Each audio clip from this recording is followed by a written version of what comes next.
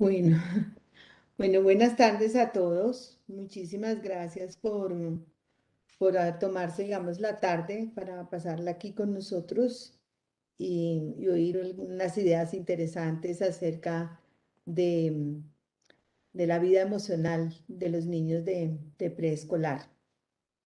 Em, Espero, tengo la fe de que en este trabajo que hemos preparado en compañía de Adriana y en compañía de Juliana, para mostrarles lo más claramente posible lo que es el mundo emocional de preescolar, pues les traiga más tranquilidad a quienes están tranquilos y colme, digamos, las expectativas de las personas que tienen algunas preguntas.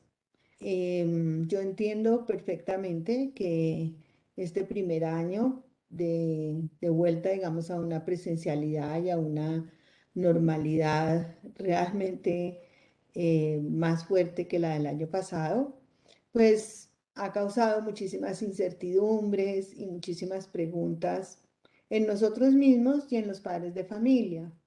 Y por eso este tipo de encuentros, de clarificaciones, de avanzar en este camino de lo que va a ser el mundo después de lo que hemos vivido, pues resulta de la mayor importancia.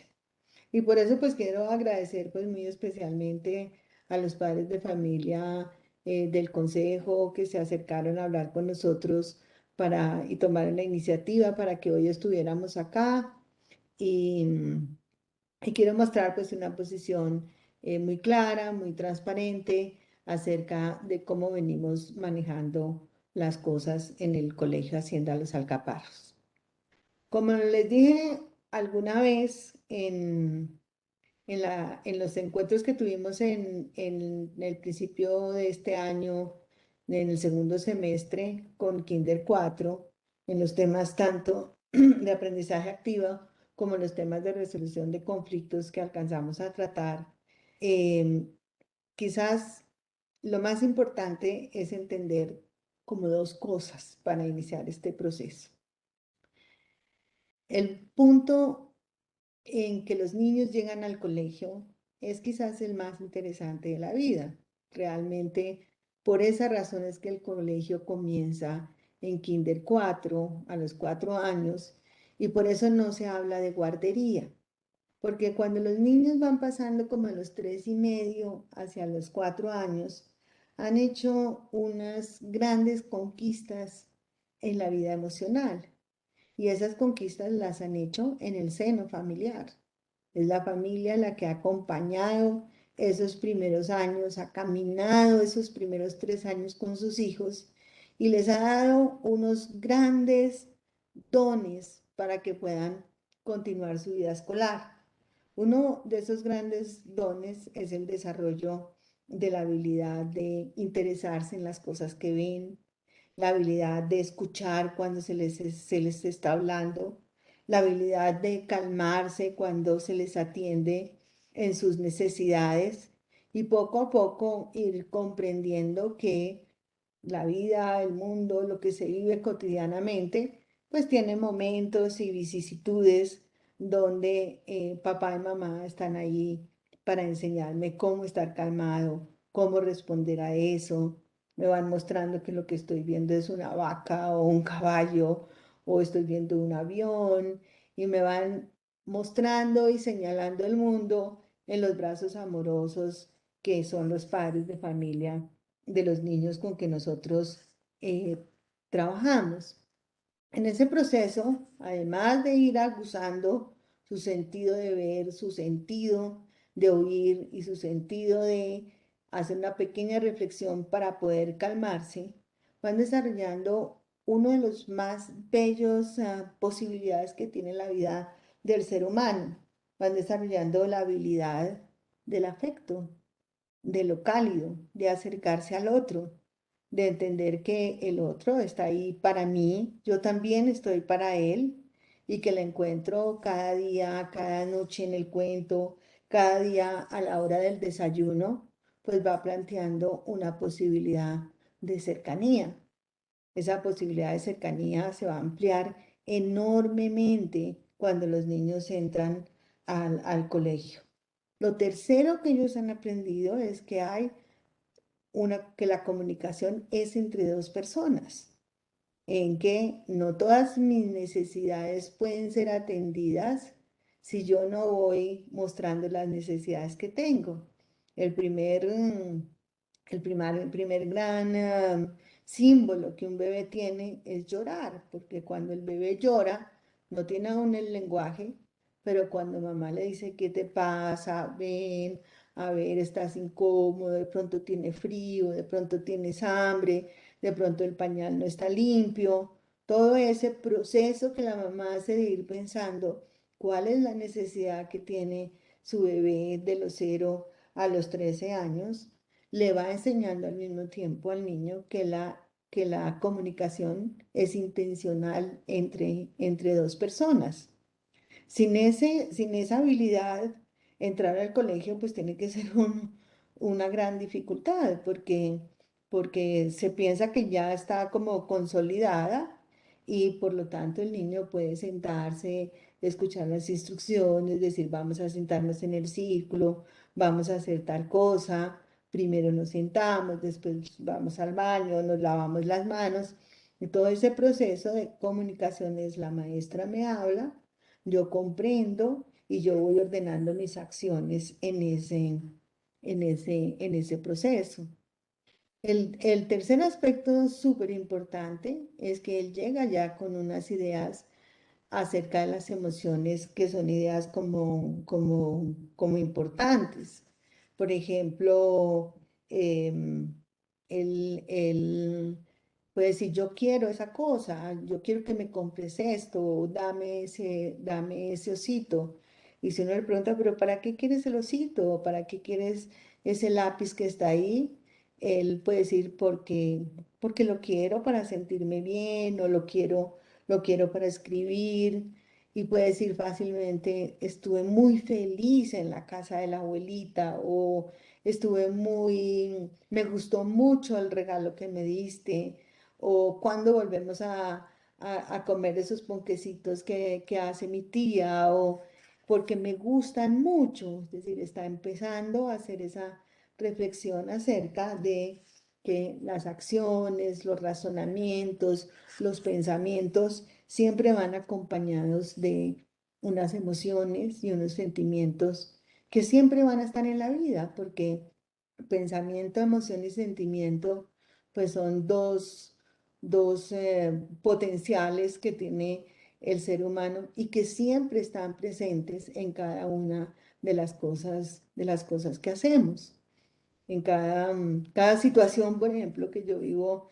de este estilo de dirigirme a los padres de familia del colegio Hacienda Los Alcaparros, de responder a sus necesidades pues es al mismo tiempo un esfuerzo, digamos, racional de poner en mi boca unas palabras que les lleguen, pero también hay un esfuerzo emocional en el sentido del deseo que tengo que estas palabras lleguen hasta donde ustedes están.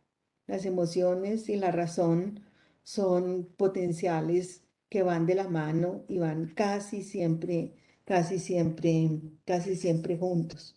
Entonces, cuando los chiquitos llegan al colegio, pues suponemos que existen esos 5 potenciales y que esos 5 potenciales de alguna manera ya están consolidados, son un poco nuestro punto de partida. Y por eso nuestro trabajo empieza más o menos ahí, digo más o menos ahí, porque vamos a tener todavía que caminar un camino junto con ellos. Hay un autor que a mí me encanta y que he trabajado durante muchos años, que es, espera un segundito que como que me pasó algo con la presentación, no me quiere pasar.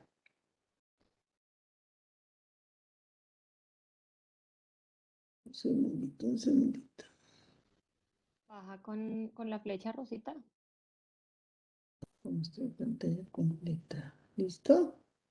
Y ahora con la flecha, ¿cierto? Eso. Cuando los niños llegan al colegio, pues vamos a vivir un journey, como se dice, vamos a vivir una enorme aventura desde el momento en que ellos entran hasta el momento en que ellos se gradúan de bachiller. Stanley Greenspan ha puesto unos nombres preciosos a esta aventura. Él dice, el primer momento de la vida escolar, más o menos desde los 3 y medio, 4 años a los 7 años, el niño va a vivir en lo que él llama mi mundo es mi propia concha. Es decir, él va a ser el centro de la existencia de ese primer proceso de encuentro con la vida escolar. Cuando los niños van terminando transición y van entrando en la primaria, pues su mundo se ha ampliado de tal manera que ellos empiezan a darle una gran importancia a mi mundo son los otros niños. Y el proceso, digamos, del desarrollo emocional va a estar muy ligado a todos los afectos, a todas las relaciones, a todas las situaciones de conflicto, a todos los momentos agradables y desagradables que se presentan en la vida escolar y en mucho dependen en mucho dependen de las relaciones y de las conquistas que se han hecho durante el periodo de mi mundo es mi propia concha. Y cuando están más grandes, cuando ya estamos llegando de los 11 en adelante, entonces mi mundo soy yo mismo y es todo el proceso de la construcción de la identidad de la persona, pero no en el mismo sentido que sucedió en el preescolar, como les voy a explicar ahora, sino en el sentido de construir una identidad ya con base en los principios y valores que el adolescente va validando para poder hacer su propio camino, su propio journey durante la vida. Nosotros somos unos privilegiados. Ser educador, creo que el mayor privilegio que tiene un educador es realmente asistir, caminar juntos el proceso con un niño que llega de 4 años y sale del colegio a los 16, 17 años, habiendo caminado todo este proceso emocional. En ese proceso emocional van a suceder muchísimas cosas, porque no todo está bajo el control ni de los padres, ni el control de los profesores, porque hay un tercer actor muy importante que son los otros niños. Entonces, antes de seguir adelante con la explicación de mi mundo es mi propia concha, pues yo quiero referirme muy claramente a lo siguiente para que ustedes se tranquilicen un poco respecto a los temas.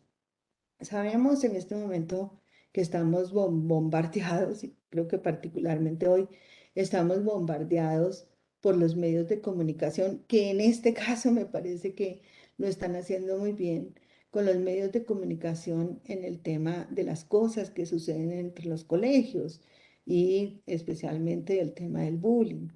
Estamos contagiados y se nos crea una situación de incertidumbre, una situación de riesgo, una situación de eso que debe existir y que es el compromiso que hacemos los colegios de que cuando un niño sale de su casa para llegar al colegio, los padres tienen que tener 8 horas de completa tranquilidad de que su hijo está viviendo en un ambiente seguro físicamente, en un ambiente seguro para el aprendizaje y en un ambiente, digamos, de desarrollo para su propio potencial.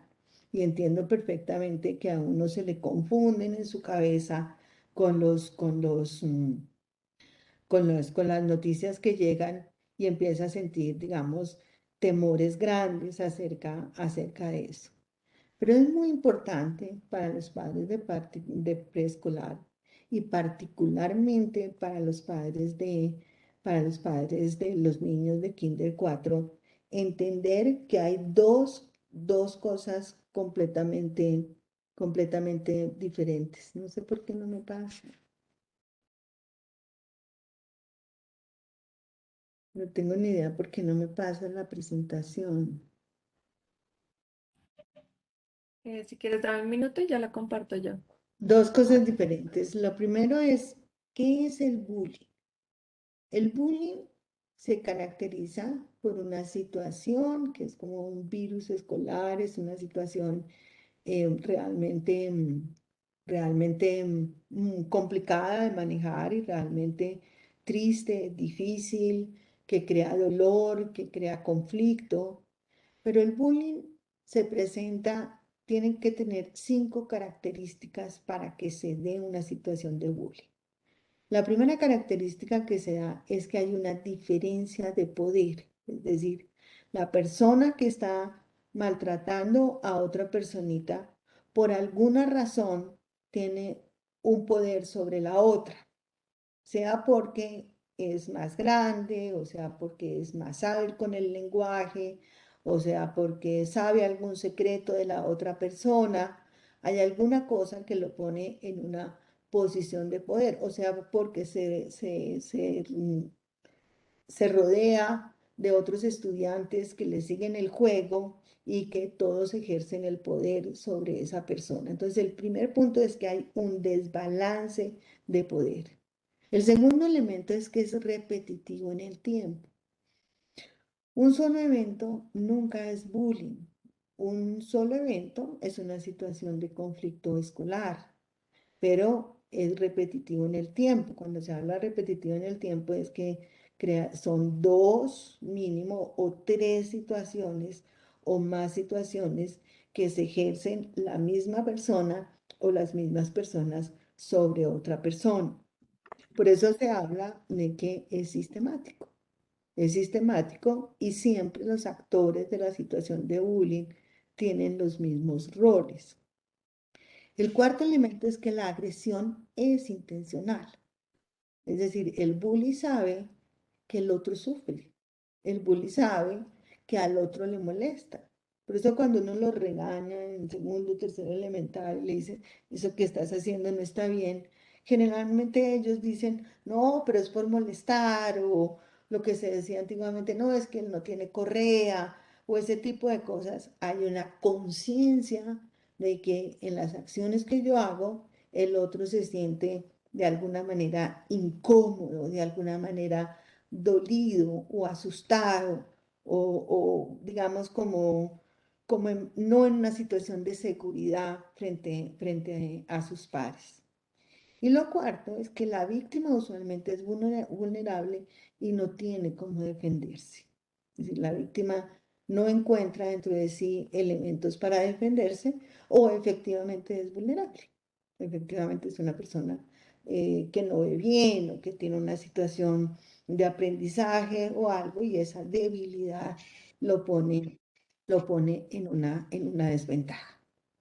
Entonces, si cerramos por un momento los ojos y pensamos en los niños de Kinder 4 o de Kinder 5 o de transición, tenemos que pensar que el desarrollo emocional que se necesita para que se dé una situación que tiene esas 5 características es enorme. Es enorme el desarrollo emocional que se necesita. Y aquí estamos hablando de unos chiquitos que han iniciado su proceso de desarrollo social, emocional, escolar. Cuando hablamos del desarrollo social, emocional, escolar, entonces nos referimos ya no a 5 elementos tan directos y tan como los que acabo de nombrar, sino se trata de la construcción de la identidad del niño.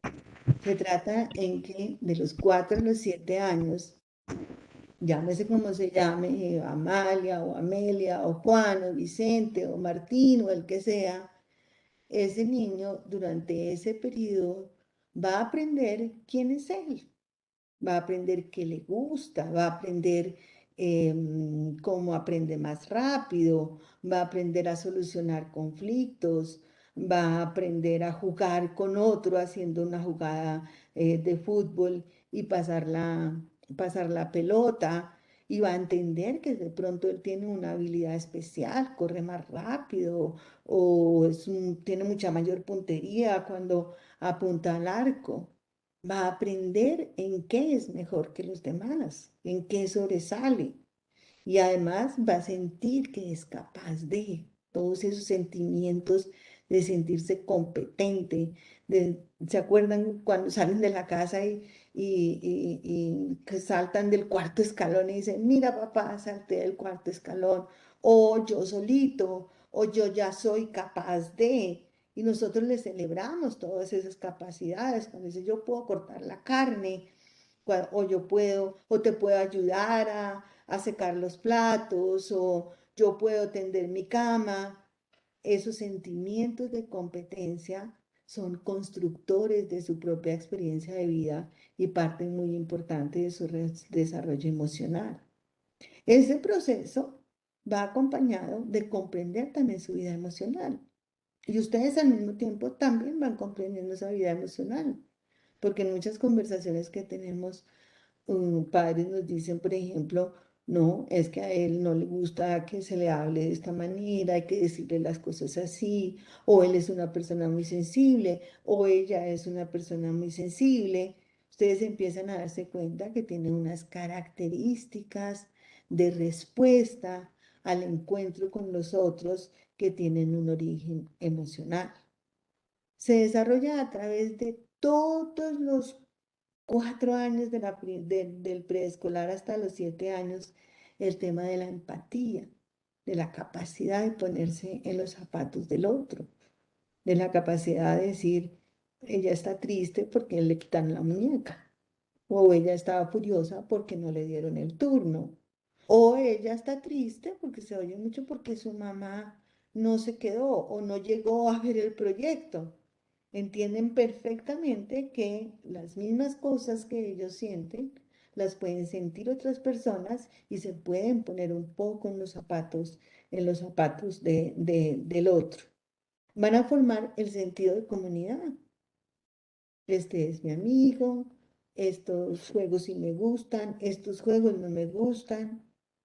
Esta mañana me decía un niño, no, Rosita, es que por la mañana llegamos y nos sentamos todos en el círculo. Cuando entró al salón, no, nos sentamos todos en el círculo, como, no, ven y te sientas, no te puedes quedar ahí parada, ¿cierto? En esta comunidad nos sentamos todos en el círculo. Empiezan a tener relaciones sociales. Muchas veces ustedes dicen, bueno, para celebrar tu cumpleaños vamos a invitar a unos amiguitos. Y ellos van a decir, yo quiero que invites a este, ya a este, ya a este, ya a este. Y de pronto no quiere que inviten a todos. De pronto quiere que sea ese grupo nomás.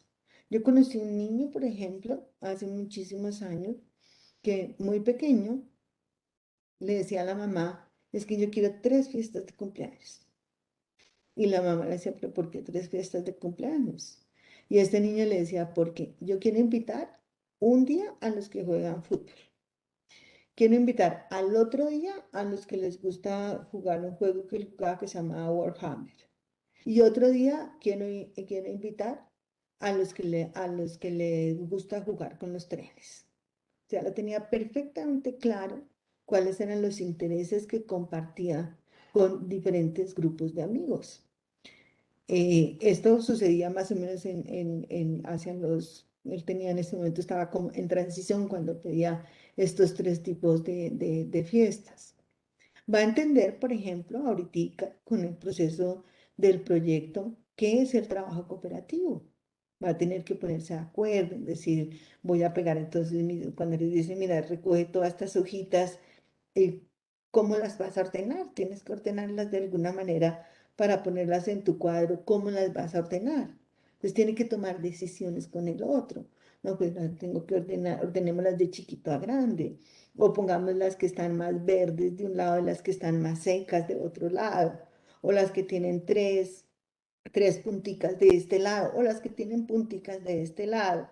Y tiene que hacer una pequeña negociación para que su cuadro, su trabajo que está hecho con hojitas dentro de su proyecto de plantas, pues sea bonito, tenga una estética y él pueda explicar la razón, o los 2 o 3 o 4 que están haciendo el mismo trabajo pueda explicar la razón.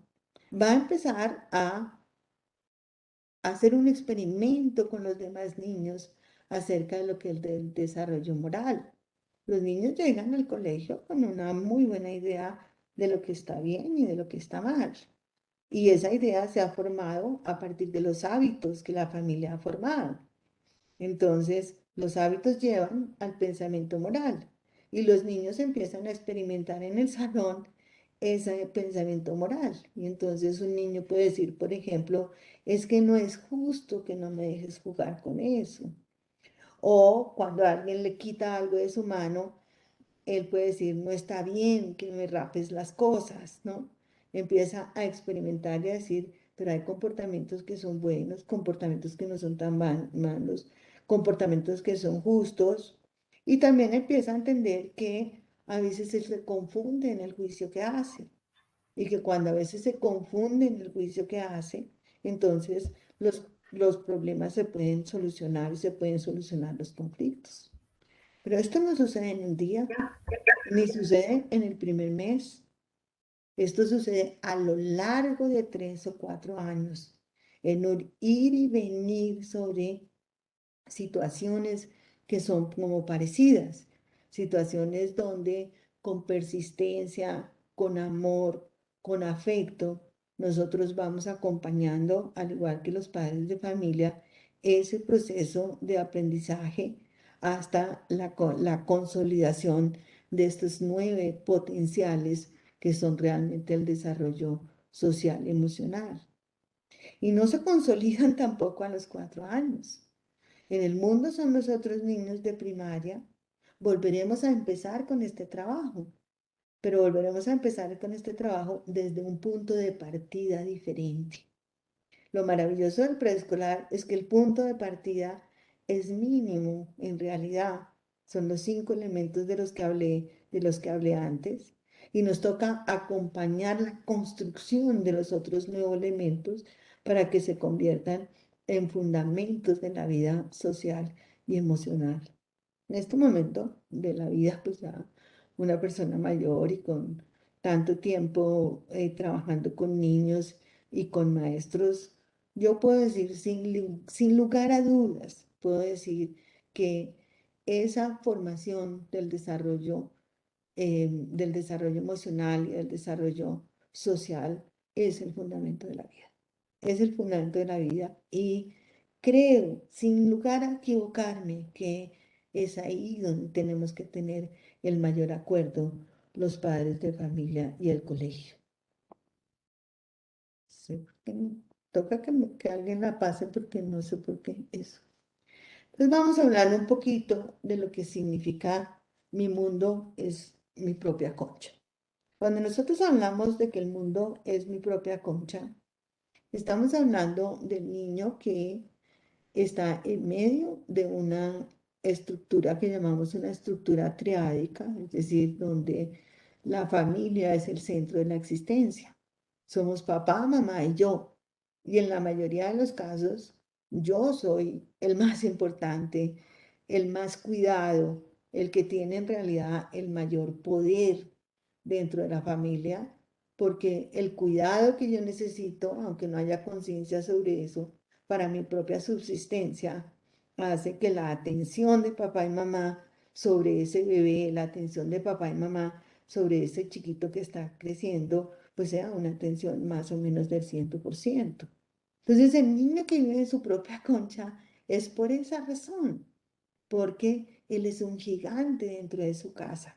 Y ese gigante dentro de su casa, pues le permite crear todas las fantasías que quiera. Es un niño que es Superman un día, que es Batman al otro, que es la Cenicienta o es las tantas princesas que ahora existen o es Encanto y además puede cantar las canciones de las películas y además le compramos el disfraz y el mundo entero está reducido a ese potencial que él mismo o ella misma va encontrando en el amor infinito de lo que significa un bebé en la casa.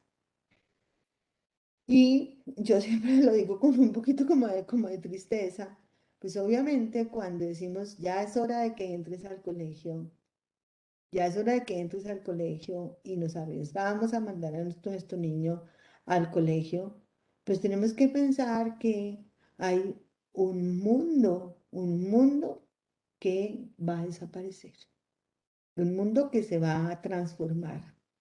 Un mundo que va a tener unas demandas de parte de los otros niños, que también son encantos y cenicientas y Batmans, etcétera. Un mundo donde van a tener que ampliar su red de relaciones con la maestra o con varios maestros o con el colegio en general, subirse al bus, seguir unas reglas acá, tener unos cuidados acá. Y estos chiquitos, pues obviamente que han tenido que vivir todos los temas de la bioseguridad, todos los temas de las reglas, de las restricciones sociales, pues su proceso ha sido un proceso de muchísimo aprendizaje, pero es un proceso que ha marcado unas diferencias digamos, en lo que veníamos acostumbrados a que fuera la normalidad. Y ahí estuve en una conferencia el fin de semana pasado con un investigador, digamos, en temas de educación. Y este señor dijo una cosa que a mí me dejó maravillada. Llegó y dijo, yo quisiera que no habláramos acá ni de los niños post pandemia, ni de los niños afectados por la pandemia, sino que yo propondríamos que a esta generación que emerge después de la pandemia la llamáramos The Golden Generation, la generación de oro. Y a mí me llamó tanto la atención eso.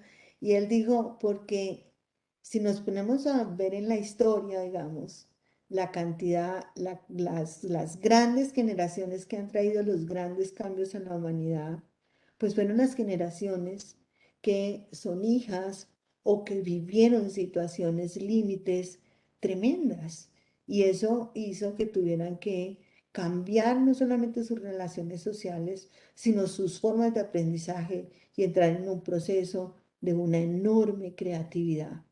Entonces, todo ese amor familiar que va a continuar se transforma, se transforma. El niño mismo tiene que transformarlo y por lo tanto los padres también tienen que transformarlo y entender que las demandas emocionales de la ruptura de la estructura triádica de la familia pues son reales como el niño los vive, son reales en la competencia con los otros, son reales en los conflictos que suceden, son reales en los momentos en que el niño no entiende muy bien qué es lo que está pasando y debemos reexplicárselo. Y como adultos tenemos que hacer ese camino con ellos, ese journey con ellos. Entonces, el mundo de mi propia concha empieza a desboronarse poco a poco cuando los niños entran al colegio. Y la meta es que se desborone. La meta es que se desborone hasta el mundo son los otros niños, de manera que empiece en los 7, 8 años a crear el sentimiento de comunidad y de convivencia fundamentado en los valores de vivir con el otro y empiece a el camino de crear una moral autónoma más o menos entre los 9 y los 10 años. Entonces, eso empieza como a desmoronarse. Pero dentro de esa propia concha, los niños sabemos que el temperamento parece ser heredado, de manera que los niños tienen unas características y nosotros en el proceso vamos conociendo esas características por la interacción y la interrelación que tenemos con ellos todo el tiempo. Pero quienes más nos ilustran sobre esas características son los niños mismos, pero también los padres de familia. Entonces, los niños se diferencian unos de otros. Por ejemplo, cuando hablamos que el temperamento en el aspecto emocional, pues nos deja ver un poco como el grado en que de manera predominante el niño escoge actuar, digamos, de manera feliz o actuar un poco de manera menos feliz, un poco más estresado, ¿no? Dicen, este chiquito es un poquito más cauteloso, es un poquito más tranquilo en lo emocional o un poquito más retraído. mientras que otros de todas maneras em, son como que de una vez se botan sobre las cosas para vivirlas de una manera importante. Ese es un aspecto que tiene que ver, que se lo hemos modelado en la familia y que además forma como parte de la herencia que el niño trae. Fíjense, muchas veces decimos, no, es que él es igualitico al abuelo. El abuelo era una caja de música y para este chiquito mío todo lo que se dice o lo que se hace realmente es como una caja de música. Otro aspecto es todo lo que tiene que ver con la manera como el niño expresa o inhibe ciertas cosas, ¿sí? La manera como se adapta a las nuevas situaciones. Entonces hay niños que de una se entregan a las nuevas situaciones y llegan a la fiesta y son el alma de la fiesta, son abiertos, generan inmediatamente una sensación de confianza, son curiosos sobre lo que ahí está sucediendo y nuevamente pues hay niños que son más miedosos, no quieren de una vez entrar en el grupo, son los que se esperan. Muchos padres le dicen a uno, no, es que mi hijo, él es súper cauteloso, él primero tiene que observar el ambiente y cuando ya se encuentra muy seguro en el ambiente, entonces camina el camino de una manera más seguro. Tiene que ver también con el nivel de actividad. Hay niños que se mueven todo el tiempo, corren. Ahorita que se abrió la nueva pista de triciclos, cogen el triciclo, meten por las diferentes vías. Ayer yo veía a unos que descubrieron que si se meten por cierta parte y cogen el impulso desde muy atrás, entonces el triciclo alcanza a subir un poco la montañita y al subir un poco la montañita, entonces ellos se pueden tirar del triciclo abajo y uno empieza a ver que hay unos niños que rápidamente toman como ese riesgo con su propio cuerpo de experimentar el espacio que les rodea. Hay otros que no. Hay otros que prefieren un poquito esperar o no les gusta ese juego brusco, simplemente no les gusta ese juego brusco, prefieren otro tipo de actividades, utilizan el triciclo, pero solamente metiéndose por las callecitas que se les pintaron ahí, y eso también es válido, ¿cierto? También tiene que ver con uno mismo. Uno puede tener inclusive dos hijos bastante diferentes en ese sentido de la actividad. Y también tiene que ver con la sociabilidad. Cuando hablamos de la sociabilidad, entonces también los niños llegan con una disposición de su casa a ser personas que inician las interacciones, lo que los americanos llaman un people person, por ejemplo, y rápidamente se enganchan los unos con los otros, o hay niños que se mantienen un poco más aislados de los otros. Los niños son diferentes, porque los niños vienen de hogares diferentes, porque los niños vienen de maneras diferentes de hacer la socialización, de expresar las emociones, y eso es una riqueza enorme que tiene el ser humano en su, digamos, en el potencial que hay.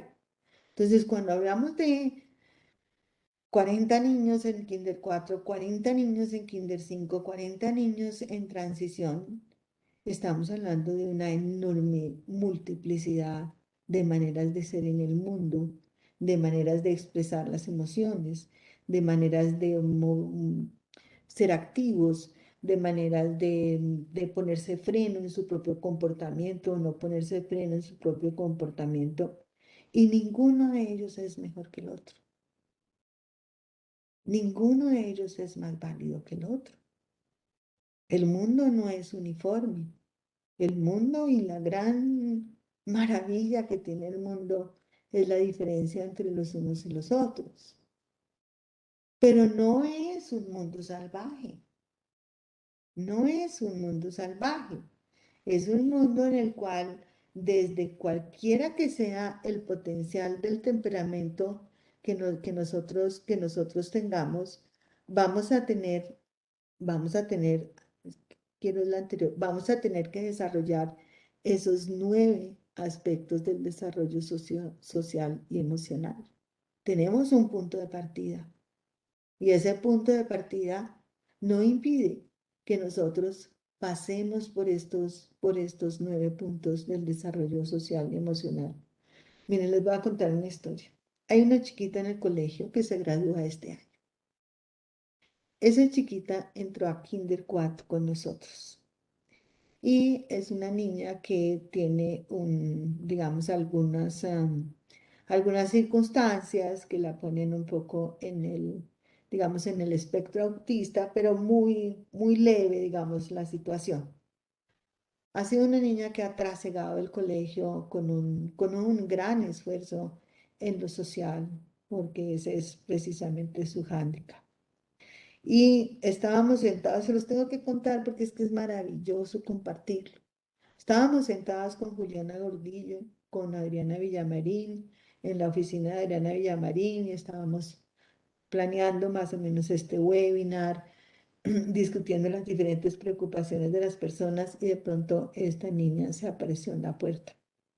Y siempre que ella se aparece, pues yo inmediatamente acudo a saludarla, y porque sé que sí, que si ha tomado la idea de buscar a alguien, pues requiere una atención inmediata.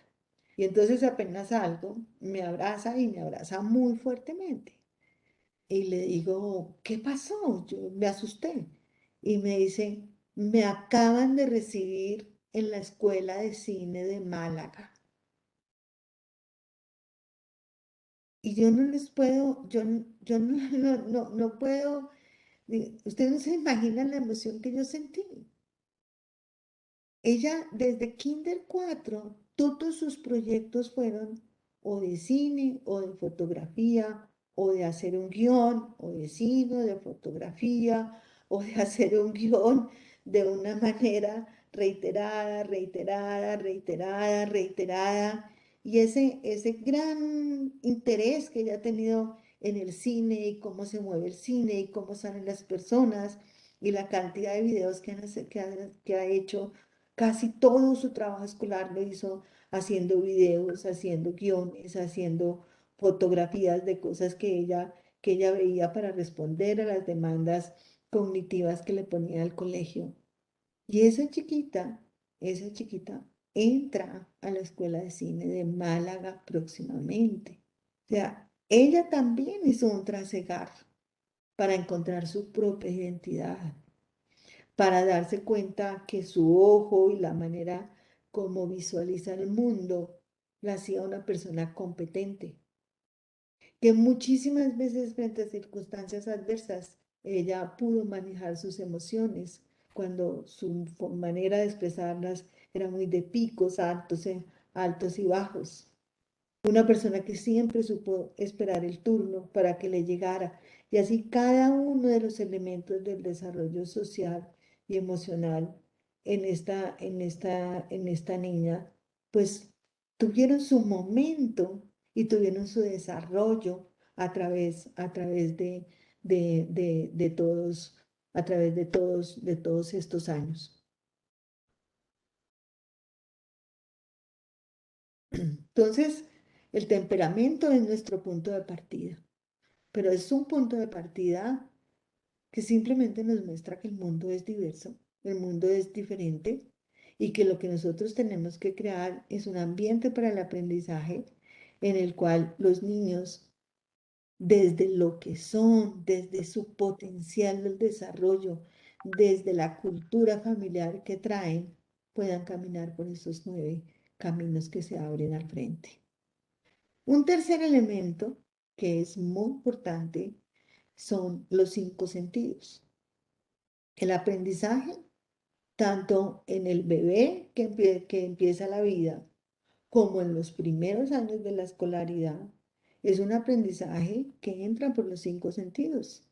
Es decir, lo que yo toco, lo que yo huelo, lo que yo pruebo, lo que yo oigo, lo que yo siento, se va convirtiendo en una información que va organizando mi cerebro y va organizando mi cerebro para que yo pueda ir comprendiendo las coordenadas del mundo en el cual me muevo.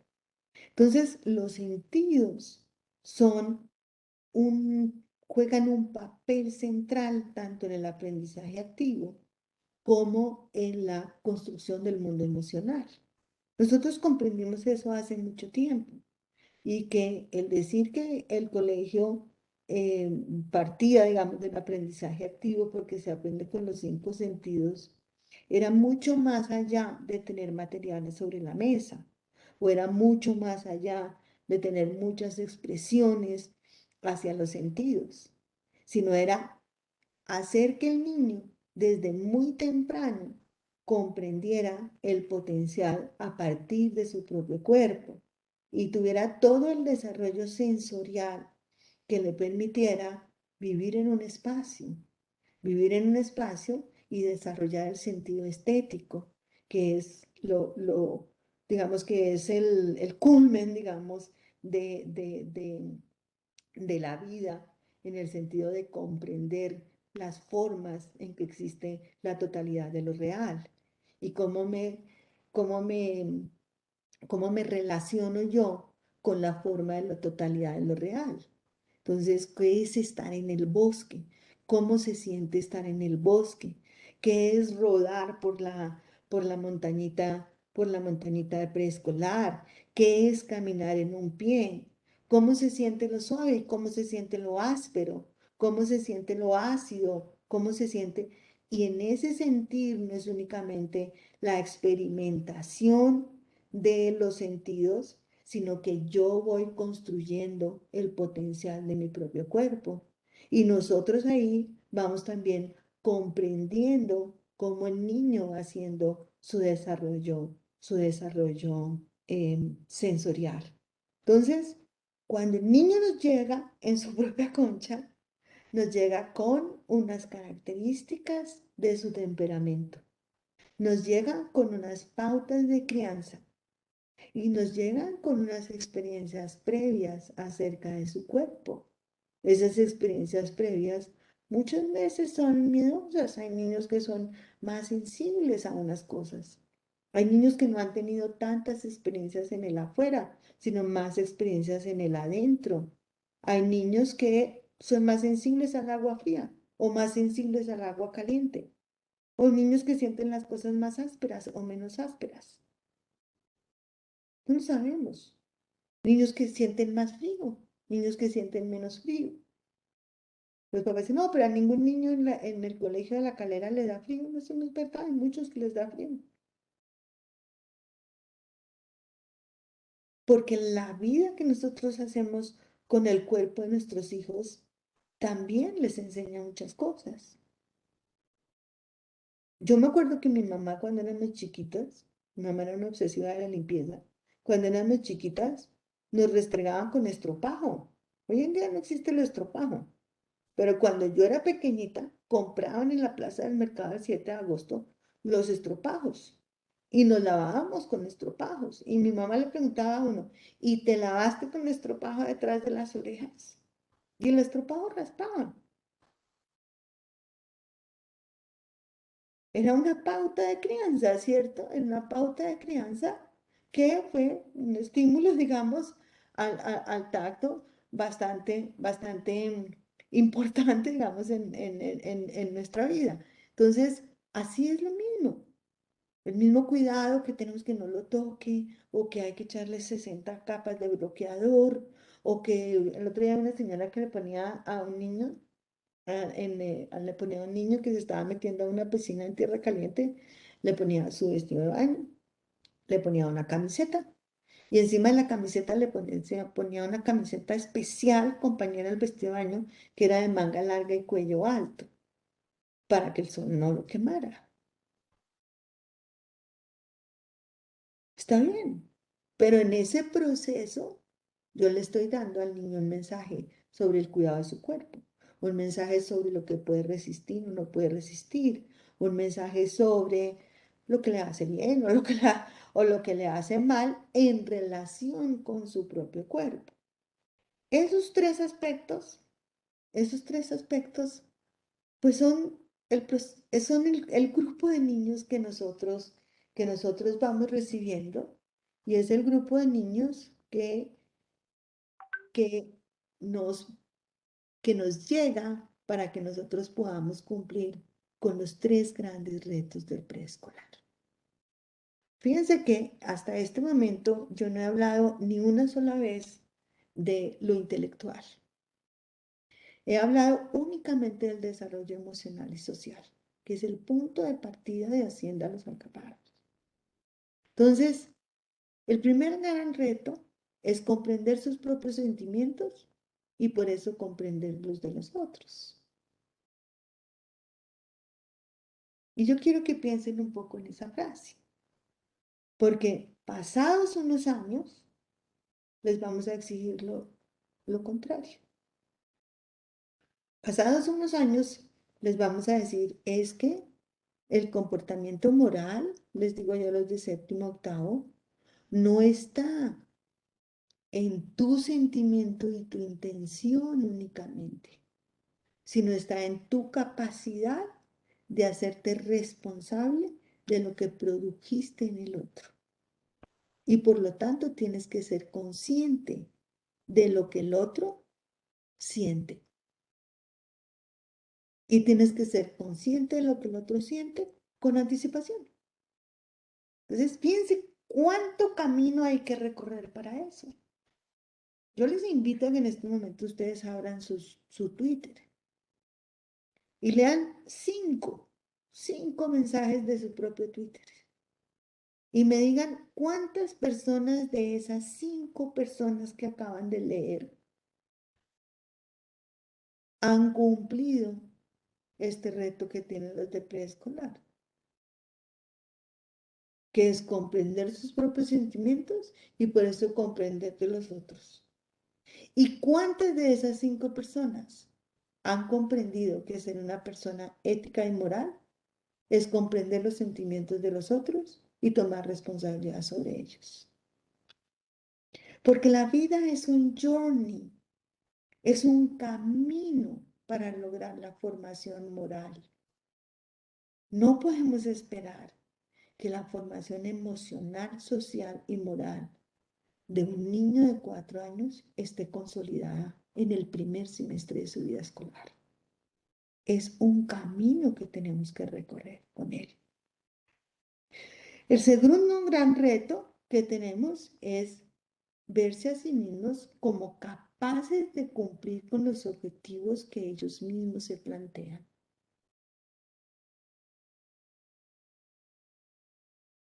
Solamente miremos un poquito, ni siquiera actual, sino más atrás. Miremos cuántos gobernantes de los que conocemos son capaces de cumplir con los objetivos que ellos mismos se plantean. Entonces está el plan de review. ¿Qué quieres hacer? ¿A qué centro vas a ir? Ah, es que voy a ir a la carpintería y voy a hacer un carro. ¿Ok? ¿Cómo va tu carro? ¿Y cómo diseñaste tu carro? ¿Y querías que rodara o que no rodara? ¿Y cómo hiciste para que rodara? ¡Wow! Me encanta, tu carro va rapidísimo.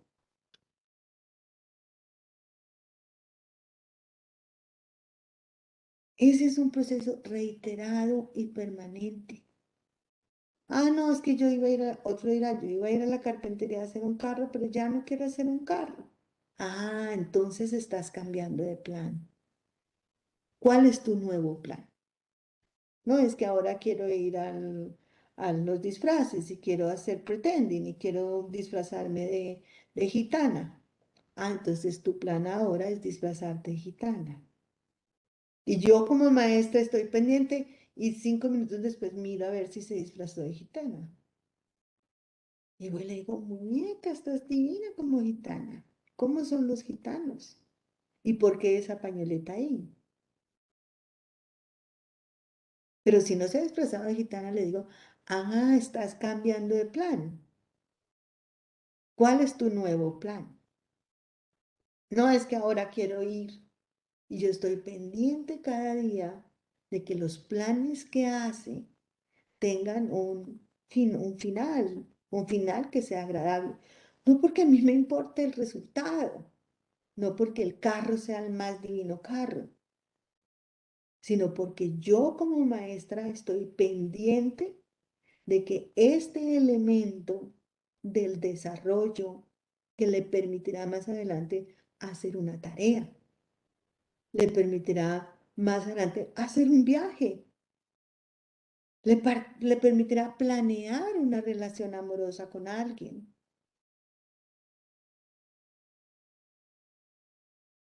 Es un proceso que inicia en el Kinder 4 y que se prolonga durante toda la vida escolar y se prolonga durante toda la vida del ser humano. Pero entre más tiempo haya tenido el niño, mayor compañía haya tenido. Hay niños que a veces hacen 5 planes en un plan de review. Hay niños que hacen uno solo y lo hacen hasta el final. Y entonces se los complicamos un poquito para que su plan sea un poquito más completo. ¿Y qué pasa si le ponemos esto? ¿Y tú crees que tu carro, si lo ponemos aquí en esta carretera, si podría dar este salto o no? ¿Cómo podríamos impulsarlo para que diera el salto? Porque ese es el segundo gran reto.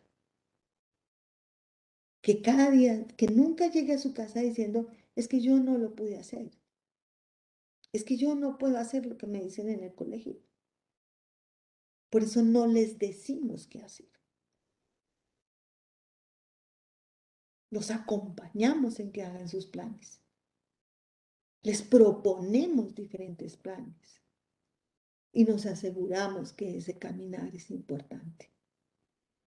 Y el tercer paso es ampliar su red de relaciones. Es desarrollar afinidad con los otros y formar lazos de amistad y compañerismo. Una de las cosas que a mí me encanta de este autor, Greenspan, es que Greenspan dice que todos los niños quieren tener amigos. Dice yo, él es un ferviente, digamos, eh, es una persona que le encantan los colegios y los niños porque quieren tener amigos. Pero la amistad no es una sola. Los lazos con los amigos son diversos. En la amistad hay compañeros, hay amigos por afinidades, hay amigos por afectos, hay amigos porque uno pasa delicioso con ellos. Pero el vínculo, digamos, que se hace con la amistad son vínculos únicos entre dos personas, pero requieren ser formados a partir de una ética de la relación con el otro. Por eso en el preescolar se mueve mucho el asunto entre este no quiere jugar conmigo, este no me quiere, ya no soy su mejor amiga, porque para ellos es una preocupación relacionarse con los otros, formar lazos y lograr un compañerismo. Entonces, para cumplir con estos 3 grandes retos y dentro de una diversidad tan enorme como es la diversidad de los niños que empiezan su vida escolar, pues nosotros tenemos muchas estrategias que son importantes. Obviamente, la primera estrategia es global, que es la filosofía, digamos, de la ética del cuidado que tiene Hacienda Los Alcaparras. Esa es como la sombrilla bajo la cual nos movemos todos. Y cada una de las secciones del colegio, pues, convierte esa ética del cuidado en un proceso importante.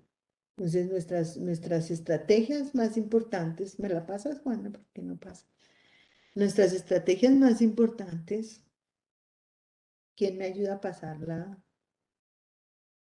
la presentación? Bueno, nuestras estrategias más importantes, ay, bueno, nuestras estrategias más importantes pues son las que tenemos consignadas en la rueda del aprendizaje, que son el aprendizaje activo, y en el aprendizaje activo pues la creación de un ambiente para el aprendizaje. Es decir, que la totalidad, digamos, del salón de clase, del aula de clase, en preescolar, en primaria, en escuela media, en bachillerato, pero particularmente en el preescolar, pues sea un ambiente donde se comparte el control con el niño. Es decir, no sea un ambiente que el niño tiene que sentarse en un pupitre por allá, el profesor por allá, los materiales están guardados, solamente aparecen cuando el profesor dice la palabra mágica, aparezcan los colores. Y yo siempre me refiero a este ejemplo porque yo estudié en un colegio del preescolar, en el Colegio Santa Clara, de monjas alemanas. Y yo tenía una tía que nos regalaba todas las navidades, nos regalaba la caja de colores de 48 colores, que era como un tesoro tener esa caja de colores porque nadie más la tenía. Y uno llegaba con sus colores el primer día al colegio y le quitaban los colores, la monja lo guardaba en quién sabe dónde. Y uno solo volvía a ver esos colores cuando la Madre Benigna le entregaba a uno los colores. Nosotros tenemos un ambiente para el aprendizaje totalmente diferente, donde todas las cosas estén al alcance de los niños y marcadas para que el niño tenga que tomar muchas decisiones durante el día acerca de lo que usa para poder cumplir con los objetivos del plan que hizo. Entonces, el ambiente para el aprendizaje es un ambiente centrado en el niño y centrado en uno de los grandes retos que supone el desarrollo social y emocional dentro del colegio. No centrado en que aquí haya matemáticas, en que aquí haya esto, en que aquí haya esto, que también, pero es combinado porque el fundamento es el desarrollo social y emocional. El segundo elemento es la rutina diaria, es decir, una rutina que sea consistente, una rutina que haga una, digamos, como una alternancia entre situaciones de alta focalización y situaciones de más expresión, entre tener, por ejemplo, experiencias matemáticas y después tener arte o cosas así, que permita que el cerebro permanentemente esté focalizando y expandiendo, que es como se produce el mejor pensamiento creativo posible hasta lo que han investigado hasta ahora. Pero además para que la rutina sea predecible. Cuando yo sé lo que va a pasar, pues puedo ajustar mi comportamiento, mi pensamiento, mis propios deseos a lo que va a pasar. Entonces, también puedo prever muchísimas situaciones de conflicto, porque la profesora dice, bueno, en 5 minutos se acaba el plan de review y vamos a ir a tomar el snack. Entonces yo me puedo preparar psicológicamente para eso, puedo empezar a hacer el clean up y entiendo la rutina, no me sorprende, de manera que yo no pueda ajustar mi comportamiento. Entonces el niño que es muy activo se beneficia porque encuentra 5 minutos para calmarse y para poder entrar. Y el niño que es un poquito menos activo, porque su temperamento es así, tiene 5 minutos también para prepararse para una nueva actividad. Entonces es una rutina que es predecible, es una rutina que equilibra la innovación con lo rutinario, para que los niños no se aburran a innovación, pero para que los niños se organicen y crezcan a rutina. Esas es las segundas dos sombrillas que cobijan este entorno para el aprendizaje emocional. La tercera sombrilla es lo que llamamos la dirección de grupo. Y la dirección de grupo en el colegio, pues, es, es casi una decisión que tomamos para cada uno de los momentos del desarrollo. Entonces, en el caso del preescolar, la dirección de grupo, que ahorita le voy a pasar la palabra a Adriana Villamarín porque es su propio desarrollo, digamos, la dirección de grupo en el colegio es como llevar el pulso de cómo va la vida social y emocional de los niños. O sea, nosotros en la dirección de grupo tampoco tenemos un currículum establecido, tenemos unos focos de atención, que son la educación sexual, por una parte, que son las interrelaciones entre los niños, la resolución de conflictos, las habilidades para el aprendizaje. Tenemos esos 4 focos, pero vamos caminando por esos 4 focos de acuerdo con las necesidades que los niños presentan y de acuerdo con lo que vamos auscultando de lo que es el desarrollo social y emocional de los niños de cada grupo. Porque podría suceder que el grupo A no sea igual al grupo B. Podría suceder que las formas de relación que se están dando en un cuarto A o en un transición B o en un kinder 5 tal, no sean iguales a las de sus otros kinder 5. De manera que la dirección de grupo tiene unos focos de atención con base en el aprendizaje emocional y también toma decisiones de acuerdo con lo que los grupos nos van mostrando. Entonces, en Hacienda Los Alcaparros, el proceso de la dirección de grupo en preescolar se fundamenta en una idea central, que es aprender a escuchar la inteligencia de nuestro cuerpo, es decir, tener tantas experiencias sensoriales como sea posible para poder construir las relaciones que se deben construir en esa edad. Entonces te invito, Adriana, que me ayudes un poquito con esta parte, lo hagamos como entre las dos, si quieres prender tu cámara y si nos ayudan que nos esté ayudando a pasar a la siguiente.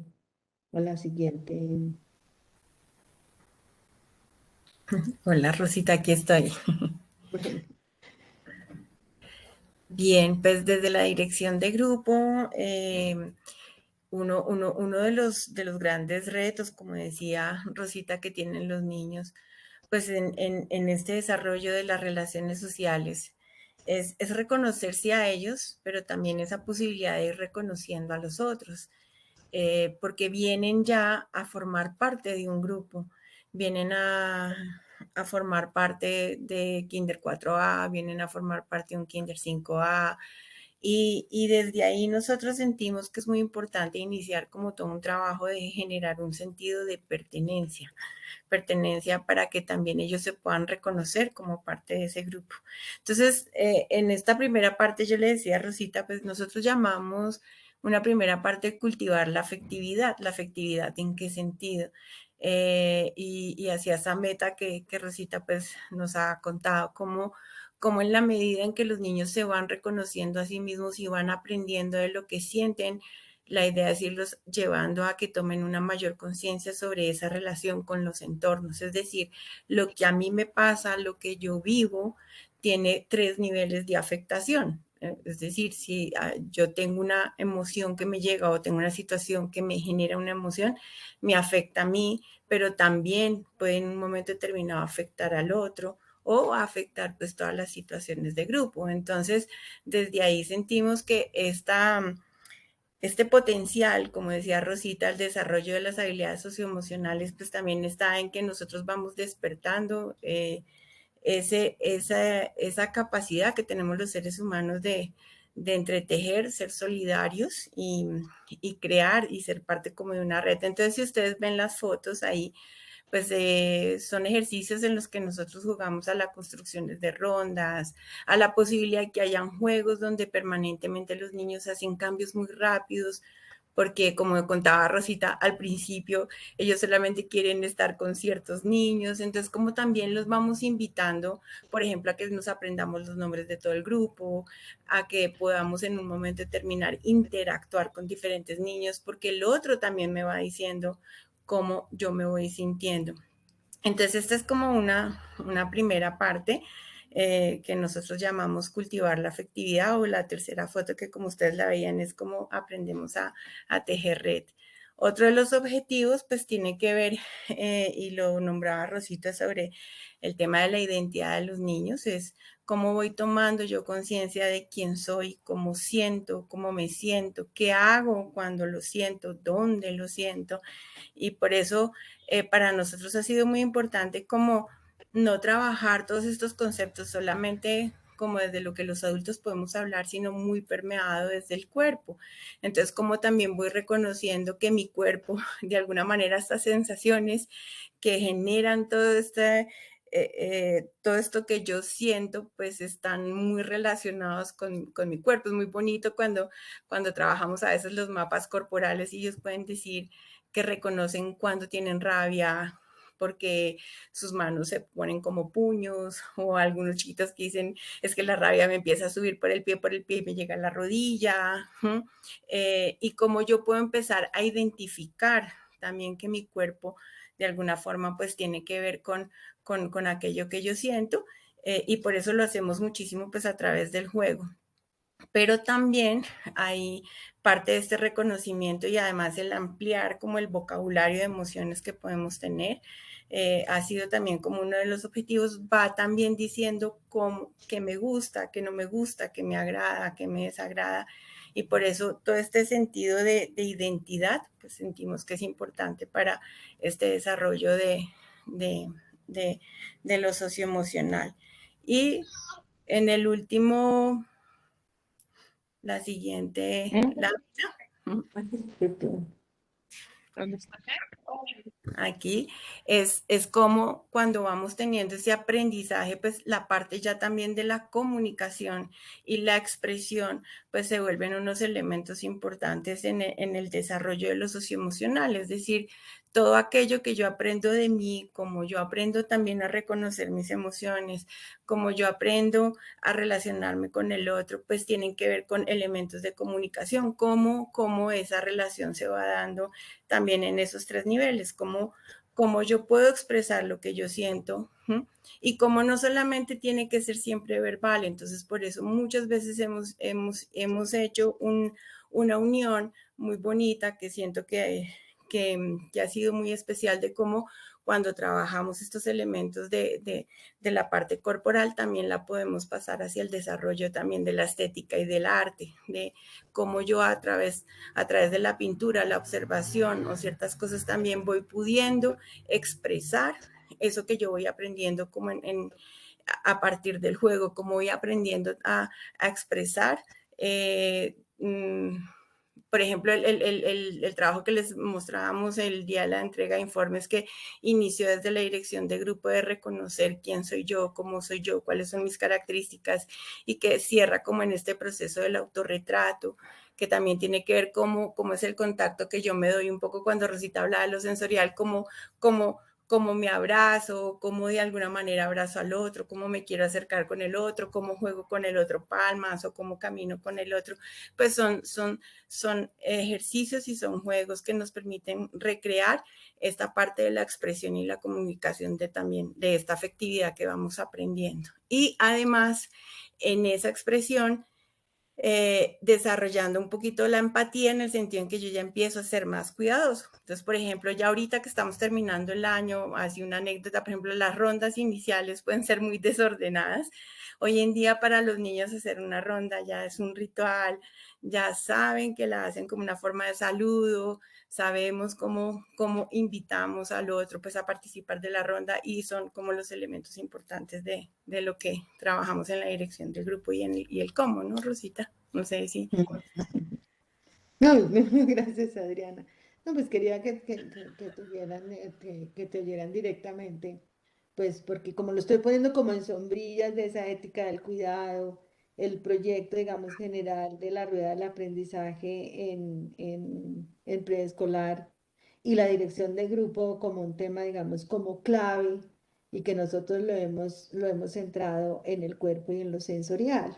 Sí. Y me parece, yo quiero hacer ahí como un énfasis como muy importante porque si ustedes miran las fotografías que Adriana, digamos, tiene un archivo como casi de cada niño de cómo va su proceso de identidad, de creación de la identidad a partir de su propio cuerpo, de la relación con el otro y de la relación con su grupo, pues es como ir como quitando la cascarita o quitando las escamas de esa concha para que ese sentimiento como de grandeza que él tiene inicial de la vida en su familia, pues pueda ser trasladado desde una relación, digamos, de cuidado con el otro, que va a ser expresado en los afectos, va a ser expresado en la comunicación y en la expresión misma de sus necesidades.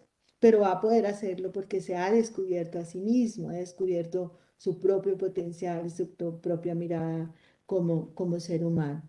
Eso yo creo que es muy importante vincular esto al lenguaje que se utiliza en el proceso de acompañamiento de los niños en su desarrollo emocional y en la formación de sus primeras relaciones sociales de amistad y compañerismo. Porque el lenguaje crea realidades donde nosotros como maestros o nosotros como padres puntuamos o damos importancia, es donde el niño va a sentir que es lo importante. Si nosotros puntuamos o damos importancia permanentemente al conflicto, permanentemente a la situación, digamos, que es de disconfort, que no es confortable para los niños, porque hay muchísimas situaciones en la vida escolar que no son confortables para los niños, porque ese es un encuentro con el otro, es un encuentro donde yo permanentemente tengo que hacer una transacción entre lo que yo quiero y lo que yo no quiero. En esa transacción, lo importante son los logros que yo tengo en la resolución del conflicto al que estoy expuesto. Porque los logros que yo tengo en la resolución del conflicto al que yo estoy expuesto, pues es lo que me construye como persona, es lo que me permite entender cuál es mi potencial. Pero cuando yo me relaciono con el otro y el otro me dice algo como, no es que tú eres muy brusco o yo no quiero jugar, pues yo también tengo que aprender con la vida, no tan pronto, pero con la vida, que lo que el otro me dice es retroalimentación para mí. Y que yo puedo enfurecerme y decir, ah, no, no me digan eso los padres de familia porque me voy a poner muy furiosa porque me dicen eso. Pero si yo lo comprendo como retroalimentación, y que cuando los padres me dicen esto, yo digo, wow, en alguna parte no me estoy comunicando bien, alguna cosa, y puedo revisarme y es una oportunidad. Yo crezco como persona, yo crezco como institución y todos crecemos en ese crecimiento de uno solo. Pues yo no me voy a sentar aquí frente a los padres a decirles, no pasa nada. Claro que pasan cosas. Los niños se estrellan, los niños se empujan, los niños a veces dicen malas palabras aunque sean pequeñitos y en ese proceso de conflicto escolar vamos acompañando ese crecimiento emocional. Por eso la otra gran estrategia que nosotros tenemos es el proceso de resolución, es el proceso de resolución de conflictos. Y en el proceso de resolución de conflictos que más adelante en primaria y más en la primaria alta que en la primaria baja, se convierte en resolución de conflictos y manejo de las diferencias. En preescolar nos quedamos en el primer proceso de la resolución de conflictos, porque el objetivo de la resolución de conflictos en preescolar no es más que los niños entiendan que ellos tienen emociones y los otros tienen emociones, que se pueden verbalizar las cosas y no pegarnos y no raparnos y no quitarnos cosas. Eso es lo segundo que tienen que aprender. No es con la acción que yo resuelvo un conflicto. Y lo tercero, tienen que aprender en que los conflictos se pueden solucionar. Hay que tener una fe, hay que crecer con una fe en que los conflictos se pueden solucionar. Nosotros manejamos un protocolo muy pequeño de 6 pasos, que es acercarse calmadamente, reconocer los sentimientos que los niños tienen, recoger información, parafrasear o replantear el problema, pedir ideas para resolver el conflicto, elegir una solución en conjunto y luego nosotros apoyar a que la solución que se puso pues sea como importante. Aquí hay una situación típica de conflicto y una situación, digamos, como típica en la manera como se resuelve el conflicto. Entonces, hay dos niños peleando por el carrito, ¿cierto? La persona que se les acerca, pues con su lenguaje corporal les dice, pues, qué desesperación, dámelo, dice un niño, y el otro patea, y le dice no, y entonces ella le dice no, vamos a ver, yo voy a coger el carrito un momentico, porque veo que ustedes no pueden compartirlo. Y vayan a jugar a otra cosa. Y se acabó el juego con el carrito. Es un regaño, digamos, típico, por ejemplo, de los que yo recibí muchas veces cuando chiquita. Y cada uno tenía que irse para su cuarto o irse para otra parte y buscar y se iba lleno de furia con el otro que lo había dejado ni siquiera con la posibilidad. Y generalmente se iba más furioso el que estaba jugando primero con el carrito. La propuesta de la Fundación AESCO, que nosotros hemos seguido durante todos estos años, es sumamente importante en este punto que les voy a decir. Vamos a ver la segunda serie de los cuadritos. En la segunda serie de los cuadritos, ella le dice, bueno, Tiago, que se llama el niño, y Sommer, le dice, bueno, Tiago y Sommer, jalar el carrito tiene que parar. Es decir, esa acción que podría causarle daño a cualquiera de los dos niños, eso tiene que parar. No está hablando ni de buen comportamiento ni de mal comportamiento, sino es una acción que tiene que parar. Ellos siguen alegando, dámelo, no sé qué, sé cuándo, y entonces ella se arrodilla para que los niños le puedan ver los ojos y le dice, yo veo que los dos están muy furiosos. O sea, de una va a hacerlos a caer en cuenta de que hay una emoción ahí que está produciendo, digamos, unos sentimientos que de pronto ellos no entienden. Entonces yo voy a sostener el carrito hasta que nosotros entendamos cuál es el problema. Los niños que ya han sido reconocidos en su emoción, nadie les ha dicho que están haciendo algo malo, ni que son antipáticos, ni que eso no se hace, porque todos los seres humanos tenemos emociones. Uno puede decirle a una persona que cambie su acción, pero decirle a una persona que cambie su emoción es muy difícil, ¿sí? Entonces les dicen, yo veo que ustedes están muy frustrados. ¿Cuál es el problema? Pues el problema es que yo lo quiero y el problema es que yo lo quiero. Es decir, ella descubre cuál es el problema. Solamente si descubrimos los problemas, vamos a entender un poco y vamos a poder acompañarlos en buscar una solución. Nosotros muchísimas veces esperamos que de una los niños construyan relaciones, de una cedan, de una digan esto, pero eso nunca va a suceder si nosotros no hacemos la exploración de las emociones primero. Es que no pasa nada. Aprender a vivir con nosotros es vivir en un mundo donde hay conflictos. Entonces, nosotros oímos muchas veces, no, eso es mío. Muchas veces él me empujó, odio este objeto, odio este carro. Yo quiero el turno, no me han dado el turno. O a la mamá en la mañana, por favor no te vayas, no quiero que te vayas. O al revés, vete ya mamá, no quiero que estés acá. No, Adriana, esto no nos gusta. El otro día que les dieron galletas y se equivocaron y les bajaron galletas que tenían, era lo que tenían. Pesto y parmesano. No, eso no les gustó. Y hubo muchos conflictos porque eso no les gustó. O no queremos salir al bosque ahora. O llegan por la tarde, no, hoy fue un mal día, ¿cierto? Yo lo tenía primero. Ese es uno que se es que yo lo tenía primero. Como yo lo tenía primero, pues tengo todo el derecho a tenerlo todo el tiempo que quiera. o eso no es justo. O inclusive, ouch, ese persona me mordió.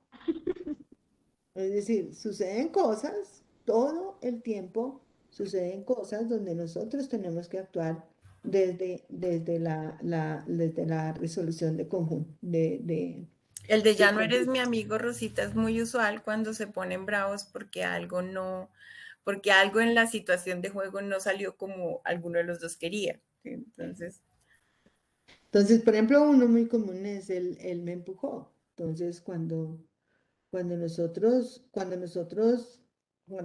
sobre todo al principio del año, en los primeros 6 meses de colegio, pero después, en las diferencias, digamos, del desarrollo y en los diferentes temperamentos que llegan, pues no todos los niños han aprendido a resolver los conflictos hablando.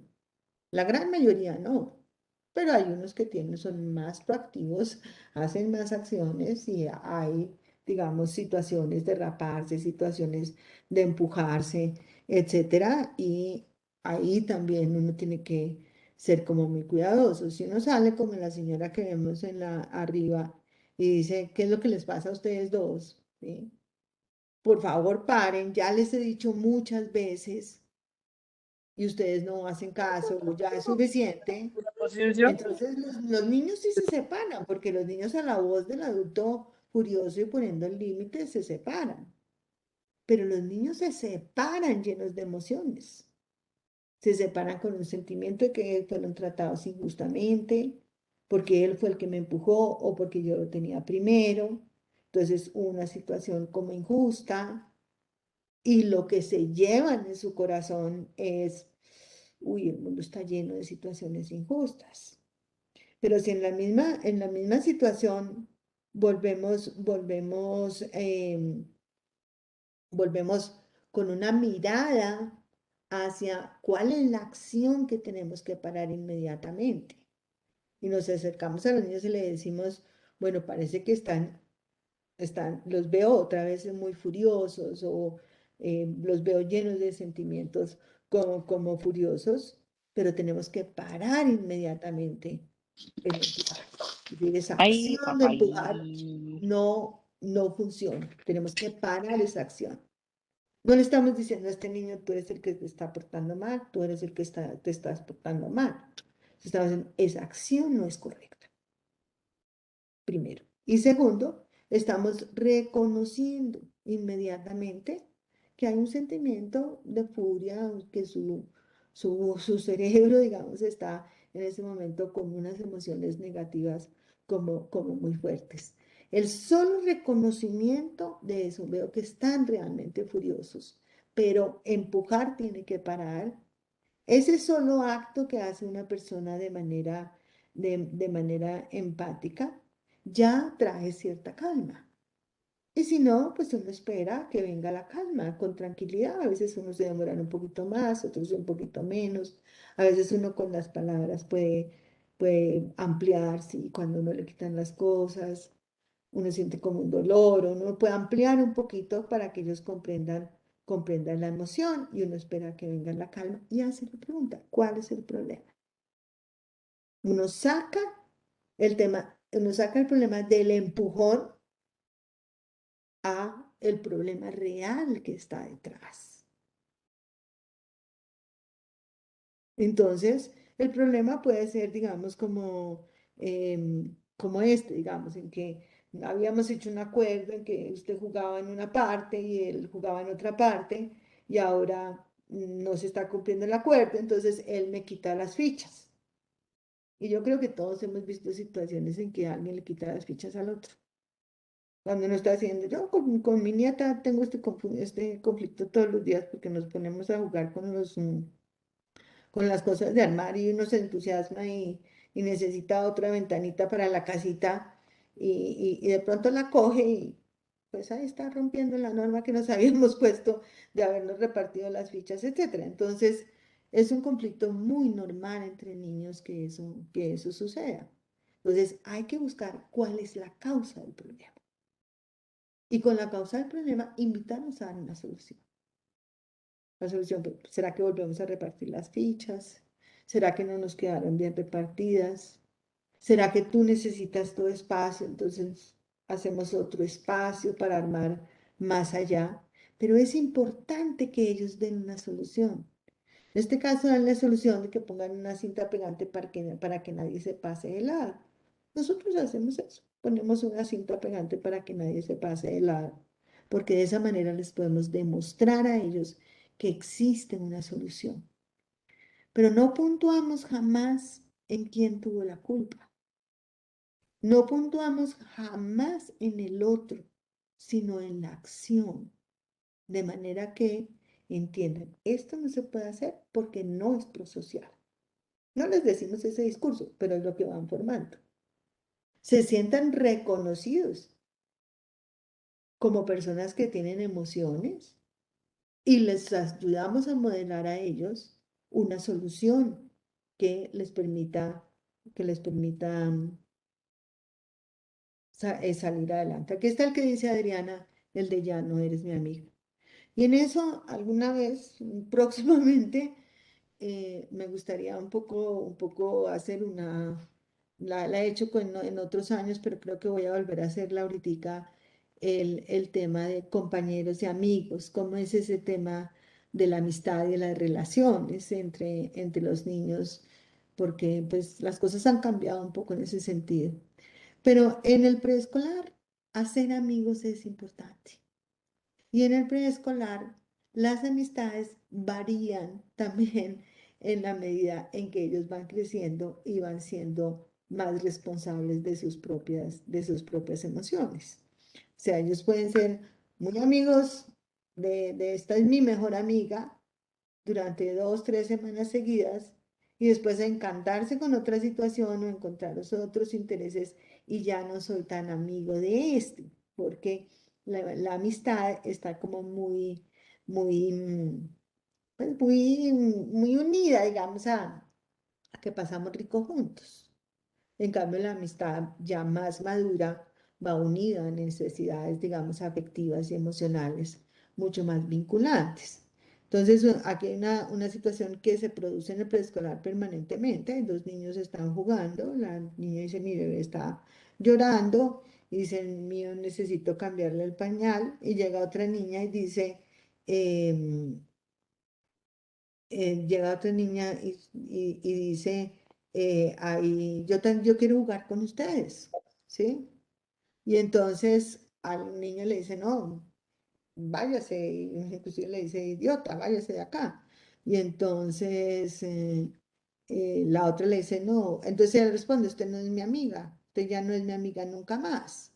Entonces ya lo que hacemos los adultos, no, los niños tienen que ser amigos de todos, ella tiene que poder jugar. No, yo no quiero jugar porque ella ya no es mi amiga. No todos tenemos que ser amigos de todos. Y eso, por ejemplo, Greenspan tiene un capítulo en un libro que se llama Los juegos de poder en el patio del recreo, donde dice la amistad no se impone. El compañerismo es un tema ético, pero la amistad no se impone. Entonces, no podemos tener normas en los colegios donde se diga todos tienen que ser amigos de todos. Todos tienen que tener unos comportamientos de compañeros en una convivencia, pero no todos tienen que ser amigos de todos. Entonces vienen las cosas terribles, ¿no? Es que ella ya no me gusta. Otros dicen, no, es que ella a veces es muy despelucada o tal cosa, o una vez me pegó, ¿no? Si ellos encuentran una razón por la cual no son amigos en ese momento de esta persona. No podemos actuar, digamos, como tiburones y regañar, no puedes decir eso, no puedes decir que no le gusta una persona. O nosotros podemos tomar el tema, digamos, un poquito más, más seriamente. Cuando dice, yo quiero jugar, y el otro contesta, no, váyase, yo inmediatamente intervengo la acción. La acción es, no decimos malas palabras, por ejemplo. Es un acuerdo que tenemos. Con malas palabras no podemos hacerlo. Le dice, yo puedo jugar aunque usted no sea mi amigo. Y entonces reconozco el sentimiento, pues eso debe ser, eso es triste, ¿no? Te sientes mal con ellos. Entonces dice, yo me siento, han sido como muy antipáticos, han sido como muy antipáticos conmigo. Entonces el otro le dice, no, es que nosotros queremos jugar solos. Entonces ya el problema no es que tú eres una persona que no queremos estar, es que nosotros queremos jugar solos, es algo. Y la otra dice es que tú eres un poco mandona, ¿no? Le da una retroalimentación, tú eres un poco eh, mandona. Entonces el profesor le dice, ah, ya veo que el problema es que tú quieres jugar y hay una preocupación de pronto que seas mandona, que vayas a cambiar el juego y además pues el niño quiere jugar con esta amiga, con esta niña que tiene. ¿Qué podríamos hacer? ¿Cómo podemos solucionar el problema? Entonces uno dice, bueno, pues Tasha podría escoger irse a jugar a otra parte y el niño dice, no, ahí hay unos elementos para jugar, ella podría jugar con esos elementos y el adulto le apoya en esa situación, qué elementos podrías jugar, dónde podrías jugar, pero respeta, digamos, como la otra situación. Entonces, fíjense que el foco que nosotros ponemos siempre es en el problema, no es en los niños. Todos los niños, independiente de su momento emocional, social y de desarrollo, todos los niños trasegan los 9 puntos del desarrollo emocional. Y los trasegan de manera, digamos, importante si logramos aislar el problema de poner la culpa o la responsabilidad en el otro. Y eso tiene que ver también con la manera como cuando un niño llega a su casa y al llegar a su casa se puntúa muchísimo. Giovanni otra vez no me está pasando, no sé qué es. Y al llegar a su casa, nosotros puntuamos sobre quién te pegó, quién te hizo, cómo fue que te empujó, y no puntuamos sobre, no, empujar está mal, sí, empujar está mal, te debiste sentir muy mal, cómo te sentiste, qué era lo que estaba pasando, cómo era el problema que había ahí. No sé si me estás, perdón a Se, todos. se- Giovanni, seleccione ahí con la flechita, señora Rosita, y seleccione la diapositiva y ya debe pasarle. no me pasa. Permítame. Dice Remote Control Request. ¿Le pongo Approve o nada? Approve, por favor. Dice, do you want to continue? ¿Le pongo OK? Yes. Sí, por favor. Listo. Y no pasa. Bueno, entonces vamos llegando, digamos, como al final de esta charla antes de mirar las preguntas. Y yo quiero terminar diciendo, hemos hecho un recorrido por explicar muy ampliamente el momento, digamos, del desarrollo, el reto maravilloso e interesante que es para nosotros caminar este camino con sus hijos. Les he mostrado abierta y transparentemente el tipo de conflictos que hay en un preescolar y que hay en la vida escolar. No quiero que se imaginen que esto es permanentemente una situación de conflicto. Pues sí y no. Sí, porque los niños están aprendiendo a crecer. Y no, porque ahí estamos las profesoras para manejar toda la situación desde esa perspectiva de crecimiento, de logro y de vida. Quiero mostrarles con eso y la explicación que da Adriana de la dirección de grupo, cómo el lenguaje que se utiliza es un lenguaje de crecimiento y es un lenguaje asertivo, que siempre trata de que la persona encuentren fortalezas y vulnerabilidades. Pero quiero terminar con esto que lo he llamado como el hongo, porque también lo presenté en las otras reuniones que tuve con padres, porque no lo he presentado de primeras, porque no quiero excusar las situaciones que pasan en la pandemia. Pero tampoco podemos ignorar que estamos en una situación de pospandemia. Es decir, y en una situación de pospandemia donde en todas las empresas, en todos los sitios, a la orden del día está lo afectados que estamos los seres humanos en nuestra salud mental y emocional. Es decir, todos vivimos una situación extrema. De hecho, yo decía en una reunión una vez, es la primera vez que un paciente se sienta enfrente a un psiquiatra y ambos han pasado por la misma experiencia. Entonces, negar los efectos que ha tenido la pospandemia no tiene tampoco sentido. Excusarse en ellos no tiene sentido, pero negarlos tampoco.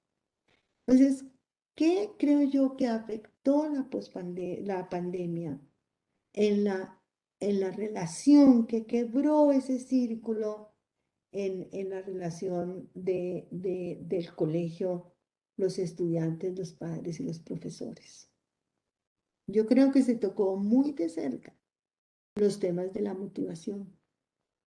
En los chiquitos no se ven los temas de la motivación, pero en los más grandes sí se ven los temas de la motivación. Los niños grandes hoy día se preguntan si realmente aprender lo que les estamos enseñando es importante o no lo es. Tocó muy de cerca el reconocimiento, con muy de cerca el hecho de que todos fuimos capaces durante un periodo prolongado de nuestra vida, comparado con lo que habíamos vivido antes, de vivir y ser autosuficientes y proveernos permanentemente del sustento diario, del descanso, la resiliencia, etc. Y los padres de familia, especialmente los más chiquitos, pues tuvieron que hacer de maestros también, o por lo menos de ser quizás el apoyo más importante en estos procesos de aprendizaje. Entonces, el reconocimiento a lo que se hace en la escuela, pues se vio un poquito afectado. A todos se nos afectó la seguridad. Hoy en día sabemos que la vida pende de un hilo. Y sabemos que lo que vivimos nos puso en un peligro y en una vulnerabilidad tremenda. Y obviamente el tema de nuestros hijos pequeños, pues nos afecta mucho más. Siempre como todos los seres vivos y todos los seres, digamos, pues lo más vulnerable de la manada, pues son los niños. Y nos sentimos mucho miedo. Yo sentí mucho miedo por mis nietos. Yo sentí mucho miedo en que mi nieto nació el 9 de mayo en plena pandemia, cuando no se sabía absolutamente nada sobre el tema, ni había vacunas. Sentimos que había una situación muy vulnerable y nos dio mucho miedo. Nos dio mucho miedo con ese bebé, con esa mamá que acaba de tener un bebé, con otra niña chiquita, y no sabíamos qué estaba sucediendo y no nos podíamos ni siquiera ver. Entonces, la seguridad se llenó de incertidumbre y el miedo empezó a acompañarnos, el miedo a que pase algo, el miedo a que no esté bien. Y el miedo puede ser muy buen consejero en algunos momentos, pero el miedo es algo que nos consume. El miedo a actuar, estar bajo la sombra del miedo, consume a la persona. Pero lo más afectado ha sido la confianza. Es decir, la confianza en que el otro lo puede hacer bien. La confianza en que el compromiso que se ha hecho se está tejiendo cada día con momentos, con situaciones, con responsabilidades, con la vida, porque la vida tiene dolores. Nosotros no, la pandemia demuestra claramente que no tenemos la capacidad de alejar todo dolor de la vida de nuestros hijos. Y que crecer, entrar al colegio grande, aprender a vivir con los otros, aprender a vivir con los maestros, aprender a vivir con los más grandes, aprender a subirse en un bus, aprender a bajarse de ese bus, que el escalón es demasiado grande. Todo eso implica para el niño una situación de altísima posibilidad de, y tiene que ser arrojado, y tiene que querer hacerlo, y quiere poder desarrollar las competencias para poder hacerlo. Entonces, esa conexión hay que volver a tenerla. Esa conexión tenemos que irla construyendo y construyendo a partir de la confianza. El mundo no va a cambiar si no reconocemos otra vez la necesidad de la confianza, porque es que el cambio va del lado de la confianza. Si hay confianza, hay más posibilidad de cambio. ¿Y cómo se expresa la confianza? En el lenguaje. Es el lenguaje el que crea la realidad de las cosas que vivimos cada día. Y es el lenguaje el que nos va, el lenguaje asertivo, el lenguaje afirmativo, el lenguaje de crecimiento, el que va abriendo el mindset de nuestros hijos para ser mucho más hábiles en lo emocional y en lo social. Y hay que apagar las redes sociales. Hay que tener la capacidad de poner off. Porque si uno no tiene la capacidad de poner off, pues no puede pensar. Le están diciendo qué pensar. Todos los colegios de Bogotá están llenos de bullying. Todos los colegios.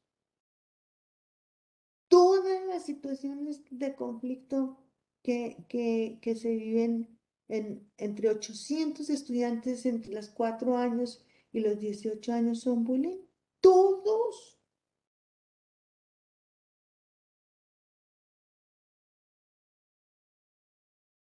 No, no es así. No se puede vivir con miedo.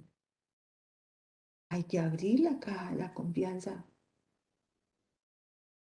y entender que ella va a ser el gran motor del cambio. Con mirada crítica, sí. Con libertad para decir las cosas, sí.